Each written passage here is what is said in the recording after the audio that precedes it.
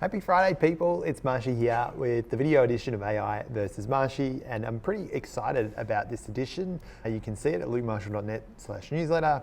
And the reason I'm excited about this edition is because it's an emotional edition. There's been a lot that's happened in AI this week and stuff that's happening every week. The interesting thing that I noticed this week was some discussion around the release of ChatGPT 4.0, which is a really confusing name, but amazing sort of demo and some really interesting discussion about emotions and emotional detection. And I wanted to go deep on this because it's a subject I've been following closely, and I've got some pretty strong thoughts here. So I think we'll start with my friend Dave, and he points to emotional detection being really fraught area of AI. And I think every area of AI is fraught. But this person here, Morton, seems like a TikTok influencer. Looks like you're feeling pretty happy and cheerful. Sharing a big smile and maybe even a touch of excitement. That looks impressive until you remember emotion detection based on facial expressions doesn't actually work. It looks like it works. We like to think that it works, but it very much does not work. I'm going to pause it there because TikTok grates on my nerves. But Morton makes some pretty strong points, and I'm really glad that he's sort of asking these questions. And some of the points he says is it doesn't work. It's facial phrenology. Phrenology, if you don't know, is like the shape of your skull affects your personality. Back in the olden times, facial recognition doesn't work. And different cultures have different expressions, even different people. Like if you're neurodiverse, for example, there's a good chance you're not going to show much expression and that AI can't detect your emotions. And I think I don't want to be Mr. Poo-Poo and Mr. Argumentative here. I think these are great questions to ask. In my newsletter last week, I said one of the challenges with sort of the way AI is being portrayed in podcasts, in media, and everything is it's going to two polarities. It's either this is a really good thing or this is a really bad thing. And I think the beauty is in the nuance, especially with something that is so breakthrough like this technology. And so my argument here is going to take a different tack. It's that, does emotional recognition with AI work? I don't even think that's the fair question. I don't even think humans know what their emotions are doing. So, 30 years ago, if an event was particularly upsetting and tragic and dramatic, you could pick something like September 11. We'd see it on TV. We might see it in newspapers and some videos. And for people that weren't in the directly affected area, it might be back to normal programming after a few weeks or months. Today, if something like that happens, like the Bondi stabbing tragedy, last month, it's captured on video. We might see it on our phones and TVs from 18 different angles by the end of the day. The footage is shocking. We're seeing more of it via technology in our phones. And this has been completely normalized, despite the fact that exposure to these sort of things is one way we emotionally hijack ourselves. Okay, so stay with me. Here's a completely different example. There's a book called The Body Keeps the Score. It was written in 2015 by a psychiatrist and looking at the current methods, therapeutic models for people dealing with childhood trauma and complex trauma and how what works and what doesn't work over time.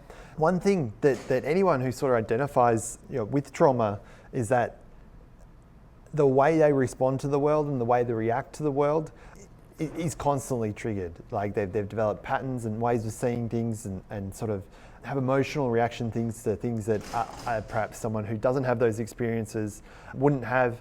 And the science on this is strong and categoric. And one of the things that happens to people who have these strong emotional responses identify with that trauma is it colours everything: dating, drugs, alcohol use, financial stability, likelihood of suicide, and more. And in the US, there's something called the ACE scores. This is a number of events that can happen in your childhood that are identified as adverse childhood events. And if you score on this score from 0 to 10, the higher the score is, the more bad it's going to be. So if you scored 6 out of 10 on this scale, 5,000% increase in suicide attempts.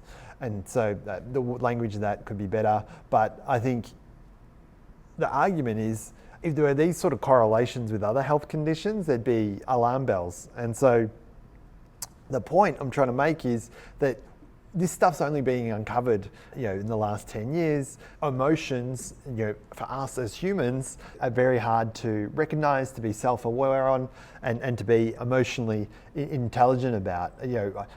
We don't have much. We're not very good at it, let alone AI. And lastly, if you do a Google trend search, childhood trauma, our awareness of this, this is Australia, the worldwide numbers are pretty similar, is increasing over time. And so, the impacts, this is spiking during COVID, and the impacts of technology, childhood trauma, will be felt for years to come. And we're still only uncovering what this means for how we interact with the world today. So, what hope does AI have? So, I want to change gears again and talk about someone I saw at the Startup Network event last year. Her name's Nicole Gibson. One of the things she's working on with her initiative Love Out Loud is something called In Truth, an emotional monitoring platform for detecting your emotional patterns over time. This is really interesting because if there's patterns in your life where you're having an emotional response, say, really reacting strongly to a boss and leaving the company and then repeating that pattern, if you had a log of how your emotions behaved that time, you could say whether you were behaving rationally or you were reacting in a fight or flight, or a heightened response, or emotions were dictating what would happen. And it's not to point fingers, it's to give you a better compass for living life. And this is a problem a lot more people have across the world than we give credit. Nicole, she wrote a book about the power dynamics of people with tech. These people come into huge amounts of money and power in a very short amount of time, and perhaps don't have the emotional capacity to process that. Elon Musk, very controversial figure. And I certainly don't, but if you followed the latest media, you can see there's emotional reactions left, right and center. Does that make sense for someone to have this level of emotional intelligence with that much concentrated power? I'd argue not, but you can make up your own mind on Elon. Obviously, he's done a lot of things. Cool, and this pattern recognition angle, I think, is a better way to look at it. It's not whether the AI can detect whether we're happy or sad at any given moment. And the analogy for this is an example from Pamela Myers' Lie Spotting. I am not a huge fan of TED Talks. I find them, oversimplified. They follow a quite formulaic approach, and there's just too many of them. They got quite boring. But back in 2009, Pamela Myers did probably the best opening I've ever seen for a presentation of any kind. Basically something like, this is the cost of lying, and trillions of dollars. And she went through financial collapse and and then goes, I will show you how to do this. And I read the book. It's an amazing book as well. Basically, it's not a haha moment when you're trying to uncover a lie. It's recognizing patterns of behavior, which could be over-telling a story or micro-expressions, and then getting curious about why that was and probing. And over a series of conversations or interrogations, you could get to a closer version of the truth. And that's how you spot lies.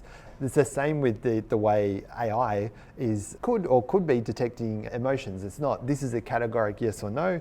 It's, okay, there's some extra information and data here. Let's take a line of inquiry. If we're well intentioned and if that's what the use case suits, it can only help. And the example that I think of is frontline support workers. Like if there's an emotional response going on, or there's a subtext here, like say someone in a DV situation that is under significant distress but not telling you, I can see cases where with the right governance, controls and regulation and all the right controls, that this could actually be a good technology.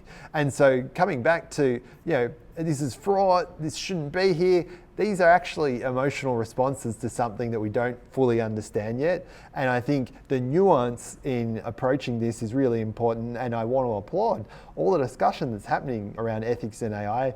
I don't think it's going to be all good or all bad, or there needs to be hair trigger reactions to a demo that was a couple of minutes and was only released a few days ago. But this is how the media and marketing and sort of social media algorithmic engines work, and I felt really strongly about it, so wanted to commit an addition to it this week. So I hope you enjoyed my soapbox. I actually have Rita shared with me that AI is accelerating the loss of our scarcest resource, water. I really want to investigate that too. So if you enjoyed this format, let me know. You can subscribe at lukemarshall.net/newsletter. I'm Marshy. I'm having a great time. Have a good weekend. Thanks.